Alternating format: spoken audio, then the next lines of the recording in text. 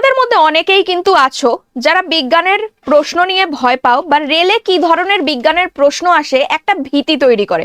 তোমাদের জন্য আজকের প্রশ্ন জিজ্ঞাসা করেছে, জলের কঠোরতা দূর করা যায় কোনটি ব্যবহার করে।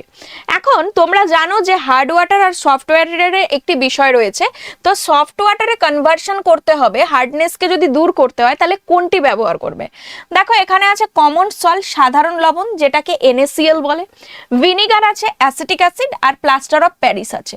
মাথায় রাখতে হবে ওয়াশিং সোডা যেটা কিনা বলা হয় কি সোডিয়াম বাইকার্বনেট Na2CO3 10H2O ডেকাহাইড্রেট, এটি ব্যবহার করলে সর্বদা কি হয়, জলের হার্ডনেস দূরীভূত হয়।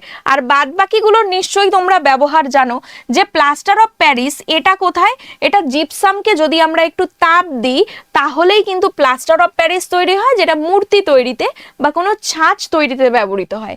ভিনিগার যেটা খাদ্য সংরক্ষণে ব্যবহার হয়, যেটা অ্যাসিটিক অ্যাসিডের লঘু রূপ। আর রয়েছে কি সাধারণ লবণ, এটা তো প্রত্যেক দিনের খাবার টেবিলে তোমাদের লাগে। তাহলে আজকের প্রশ্ন আমি তোমাদের দিকে ছুড়ে দিই যে ওয়াশিং সোডার ফর্মুলা তো আমি লিখেই দিলাম এবং প্রশ্নটা সলিউশন করে দিলাম। বলো তো দেখি তোমরা বেকিং সোডার ফর্মুলা কি হবে।